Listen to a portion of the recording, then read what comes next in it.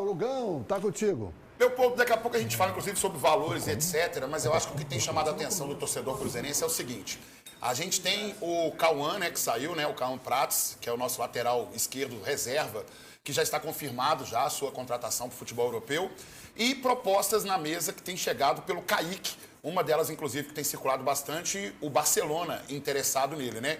Então, antes da gente falar sobre os valores e também sobre o Gabriel Rojas, que o Lauro Lopes trará daqui a pouco para a gente as maiores informações, fica aquele questionamento. Seria uma recomposição para o lugar do Cauã Prats? Leopoldo, essa informação do Kaique, ninguém tem, mas que todo mundo sabe, é que o Barcelona realmente tem observado o jogador.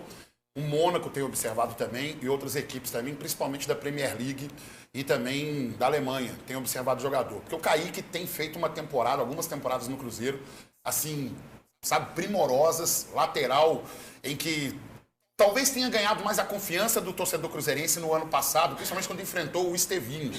Naquele jogo em que o Cruzeiro ganha do Palmeiras e dá aquela arrancada no Campeonato Brasileiro, onde fica numa ótima colocação. E aquele jogo ele anulou o Estevão naquela partida, que era a principal peça do Palmeiras, por aquele lado ali, principalmente do setor direito de ataque da equipe palmeirense. Então, o que eu tenho a dizer é o seguinte, muito provavelmente, eles estão se preparando para que chegue uma proposta pelo Kaique. Não acredito que, de repente, o Kaique passe despercebido nessa janela de transferências, não. Minha torcida é que o Kaique fique até o final do ano, porque nós temos ainda a Copa do Brasil pela frente, nós temos um longo Campeonato Brasileiro, temos a Taça Libertadores, então seriam dois baita laterais. Eu não estou desmerecendo o Cauã Prats, ele foi negociado, então tem que realmente fazer essa recomposição. Então nós teríamos dois grandes laterais ali e quem sabe, de repente, o Gabriel Rojas não consiga fazer uma grande história, como foi o caso do Sorin, por exemplo, com a camisa do Cruzeiro aqui. Mas verdade é, por enquanto, não tem nada de concreto em termos de saída do Kaique. Então, por enquanto, o Cruzeiro tem dois baitas laterais que já assina com o Cruzeiro também, Gabriel Rojas agora, como disse Lauro Lopes, 6 milhões de dólares, equivalente a 30 milhões de reais mais ou menos. E é isso, o Cruzeiro terá um novo lateral esquerdo no retorno oficial aos gramados. O Clube Celeste chegou a um acordo com o Racing da Argentina pela contratação de Gabriel Rojas, jogador de 28 anos. Daqui a pouquinho, aqui no Alterosa Esporte, a gente traz mais detalhes sobre essa negociação, sobre a carreira do atleta. O Cruzeiro ainda não anunciou oficialmente, mas já está tudo certo entre o Clube Celeste e o Racing. De acordo com a imprensa argentina, o Cruzeiro deve desembolsar cerca de 6 milhões de dólares pela contratação de Gabriel Rojas, lateral esquerdo de 28 anos. Na nossa cotação atual, pouco mais de 30 milhões de reais. O Gabriel Rojas vinha jogando atualmente pelo Racing, mas foi revelado pelo San Lorenzo da Argentina. Teve uma passagem curta pelo futebol mexicano, até de fato ser adquirido pelo Racing, então, clube que ele vinha atuando. O Gabriel Rojas esteve na pré-lista do Scaloni para a Copa do Mundo, mas ficou fora da lista final de 26 jogadores. Era uma peça importante desse elenco do Racing e chega inicialmente para disputar posição com o Kaique, já que o Cruzeiro perdeu o reserva imediato da posição, o Cauã Prats, que foi negociado com o futebol da Alemanha. Mas será que o Kaique pode estar deixando o Cruzeiro, já que o Clube Celeste está fazendo investimento grande na lateral esquerda?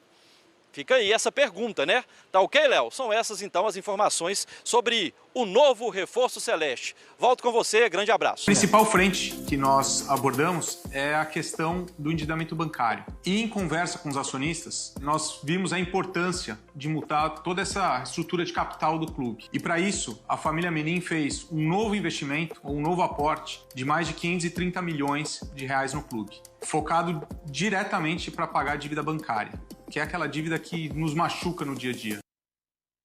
Com mais informações, Betinho, boas notícias? Mais que necessário, né? É urgente a sobrevivência de um clube, que você tem uma folha de pagamento de cerca de 300 milhões, você está pagando 250 milhões de juros, está dito aí, passou da hora de resolver esse problema. É verdade. Já Betinho traz mais informações, comentários, vai falar também do Fred, tem novidade? Vamos contar o que vai acontecer aí, desses desdobramentos aí em função de uma eleição que rolou. Tá certo, então. Já tem mais Cruzeiro, agora eu quero saber do mercado atleticano. Muita gente está na expectativa do anúncio do Fred, a volta do Fred. Vai acontecer, Betinho? Pois é, o Léo e amigos da bancada, todo mundo está nos acompanhando. Ontem teve uma eleição lá no time do Fenerbahçe, né? E aí o que acontece? Esse presidente novo com uma pronúncia difícil aqui da gente fazer, Aziza, eu vou lembrar daqui a pouco, mas isso é o menos importante. Ele volta, depois de ter sido presidente lá, ele era da oposição, e aí o que acontece? De alguma forma o Atlético vai entrar em contato essa semana com o pessoal do Fenerbahçe para poder ver se destrava essa negociação. Uma das questões é que o Fred já tem casa aqui, é atleticano, aquele lerê todo que a gente já sabe, só que precisa de combinar com quem? Com os turcos, não é aquele ditado dos russos, né? É com os turcos que tem que negociar.